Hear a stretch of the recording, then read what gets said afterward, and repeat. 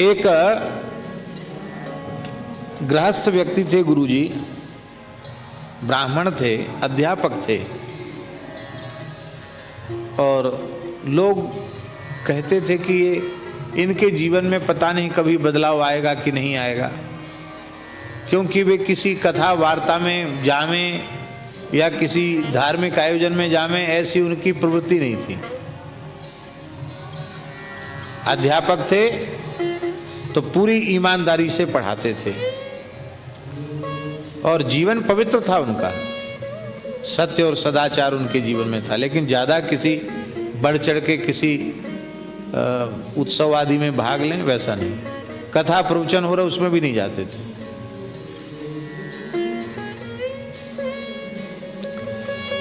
हमारे महाराज जी की कभी उस क्षेत्र में कथा होती थी, भक्तमाली जी की, और उनको सूचना होती तो उसको सुनने आ जाते थे, शांत होकर के सुनते थे।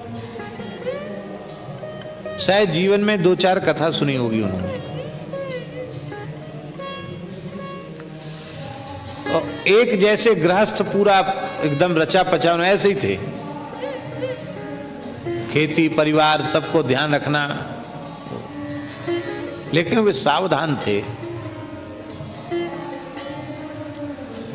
तो जिस दिन वे सेवा से निवृत्त हुए, सरकारी सेवा से, प्रधानाध्यापक के पद से निवृत्त हुए, तो लोग गाजे बाजे से उनके घर उनको पहुंचाने गए। ऐसा होता ना, उसको बाजा वजा बजा के ले जाते हैं, बहुत उपहार भी आता है। अभी सेवानिवृत्त हो गए, रिटायर्ड हो गए,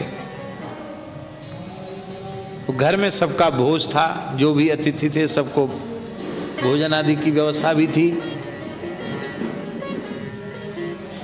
सारा उत्सव समाप्त हो गया।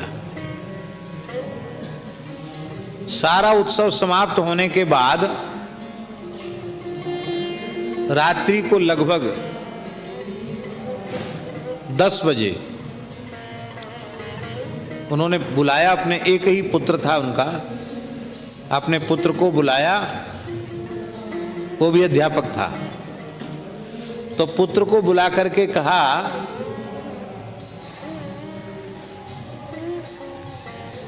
कि अब कोई अतिथि बकाया तो नहीं है आने? बोले नहीं, सब आ गए चले गए, अब तो रात हो गई, 10 बज गया, कोई बाकी तो नहीं है, सब काम हो गया, आज का काम हो गया पूरा?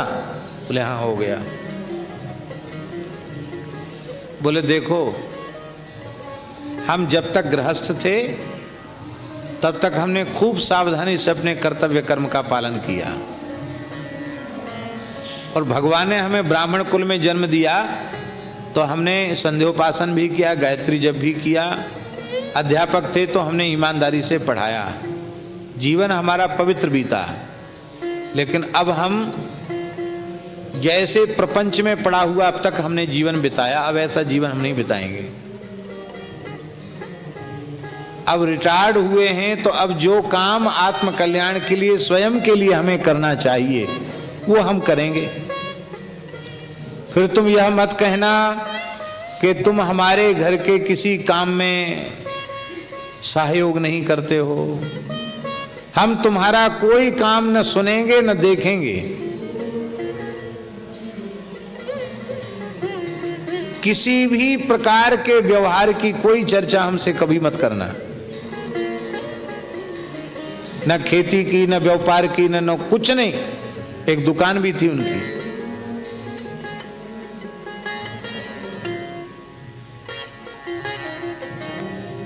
और 1 घंटे का अवसर है, सोच विचार लो तुम। हमारी जो पेंशन मिलेगी, हस्ताक्षर तो हमको करना पड़ेगा, पेंशन पूरी तुम ले लेना, हमको एक फूटी कौड़ी नहीं चाहिए उसमें से। 24 घंटे में एक बार भोजन करूंगा, शाम को गाय का दूध लूंगा और मौन रहकर अपना आत्म कल्याण का साधन करूंगा।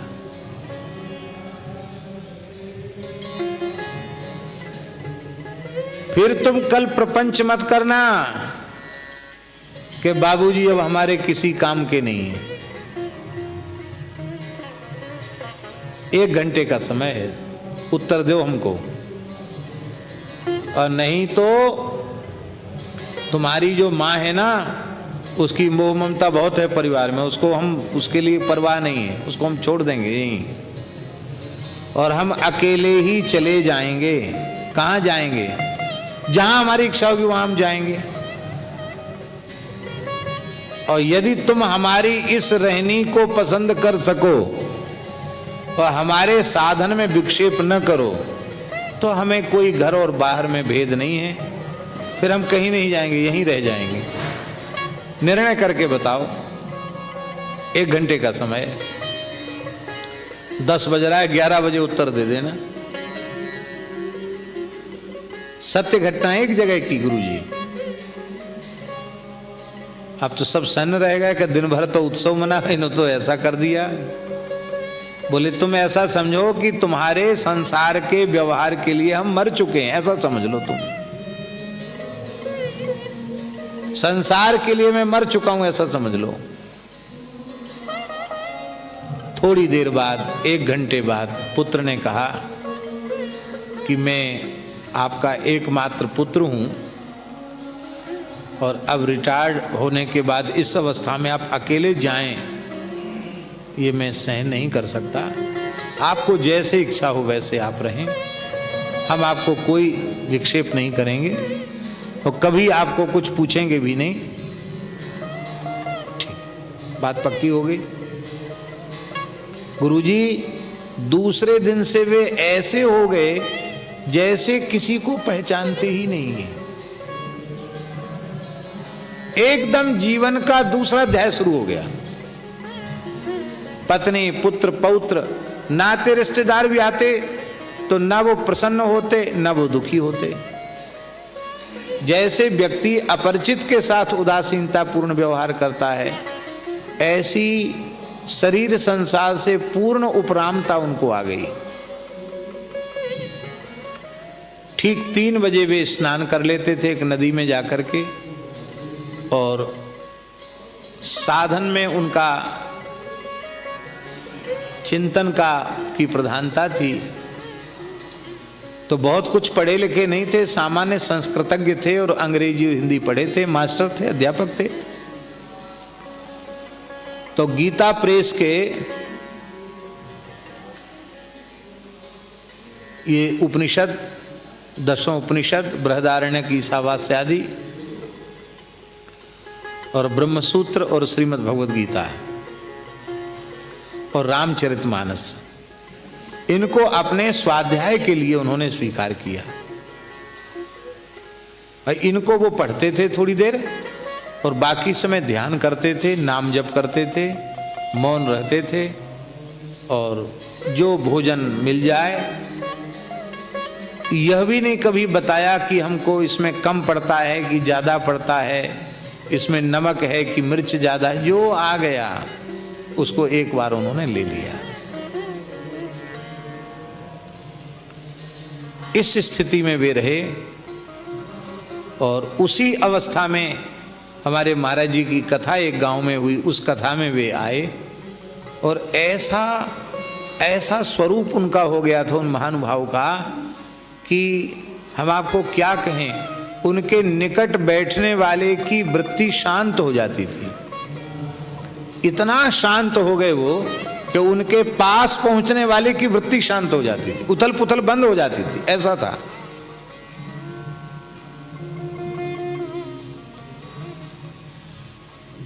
बोलते तो थे ही नहीं। महाराज जी की कथा हुई तो कथा सुनते थे। एक दिन महाराज जी से बोले कि हम भी आपको कुछ सुनाना चाहते हैं। तो महाराज जी बोले सुनाओ पंडित जी सुनाओ। तो बड़े भाव से उन्होंने, वृद्ध थे, एक भजन गाया, मन की तरंग मार ली बस हो गया भजन, आदत बुरी सुधार ली बस हो गया भजन। ये उन्होंने सुनाया था महाराज जी को, एकदम गदगद होकर के सुनाया था। महाराज जी ने कहा, पंडित जी देखो, सब लोग कहते थे कि ये तीर्थ यात्रा नहीं जाते, यहाँ नहीं जाते, वहाँ नहीं जाते, पर ये सावधान थे, इसलिए इन्होंने अपनी वृद्धावस्था का कितना उत्तम उपयोग किया और उनका ध्यान लगने लग गया, उनकी समाधि जैसी लगने लग गई और ऐसे ही एक गिलास जल किसी से नहीं मांगा, बीमार भी नहीं पड़े और भजन करते करते देह का त्याग किया। बैठे बैठे एक योग युक्त सन्यासी की तरह उन्होंने मूर्धानम अभिनिश्रितिका ब्रह्मरंध्र से प्राणोत्सर्ग किया। महाराज जी बोले देखो ये है प्रमाद शून्य व्यक्ति का गृहस्थाश्रम। तो वृद्धा, ये बात इसलिए हम निवेदन कर रहे हैं कि ये जिन व्यक्ति की ये बात है उनको हमने देखा है अपनी आंखों से, उनकी बात हम बता रहे हैं आपको।